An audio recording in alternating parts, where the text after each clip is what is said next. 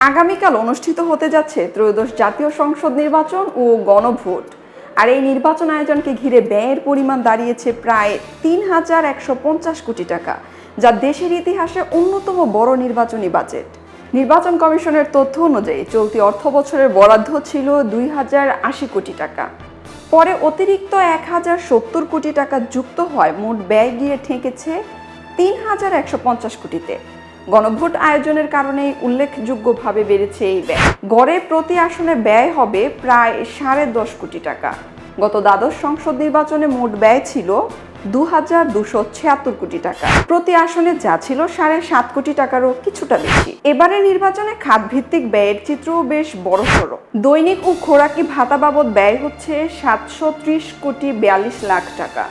আইনশৃঙ্খলা রক্ষায় ব্যয় ধরা হয়েছে ১,৪০০ কোটি টাকা। পরিচালনা ব্যয় প্রায় ১,২০০ কোটি টাকা।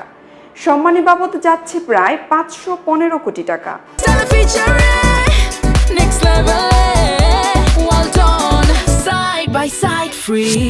অন্যান্য মণিহারি খাতে ৫৮১ কোটি ৬১ লাখ টাকা। পেট্রোল, অয়েল ও লুব্রিক্যান্ট ব্যয় ২৯৭ কোটি ৬৮ লাখ টাকা। আপ্যায়ন ব্যয় ২৯০ কোটি টাকা।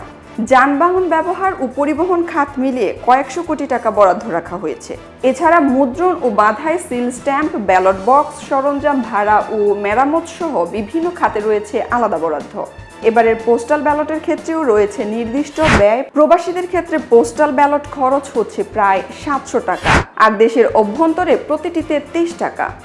এদিকে গণভোটের প্রচারণায় ব্যয় হচ্ছে প্রায় ১৪০ কোটি টাকা। বিভিন্ন মন্ত্রণালয় ও সংস্থার মাধ্যমে এই অর্থ ব্যয় করা হচ্ছে। পাশাপাশি নির্বাচন কমিশনের জনসংযোগ শাখায়ও ব্যয় করছে অতিরিক্ত বরাদ্দ। নির্বাচন কমিশনের সংশ্লিষ্টরা বলছেন, ভোটের দায়িত্বে থাকা কর্মকর্তাদের ভাতা, নিরাপত্তা জোরদার, সরঞ্জাম উপকরণ মূল্য বৃদ্ধির কারণেই মোট ব্যয় বেড়েছে। সব মিলিয়ে গণতান্ত্রিক প্রক্রিয়া সম্পন্ন করতে এবার ব্যয়ের অঙ্ক ৩,০০০ কোটি টাকারও বেশি। এখন দেখার বিষয় এই ব্যয়ের মধ্য দিয়ে কেমন হয় নির্বাচন ও গণভোটের চূড়ান্ত ফলাফল। খবরের কাগজ, নিখাত, নির্ভীক, নিরপেক্ষ।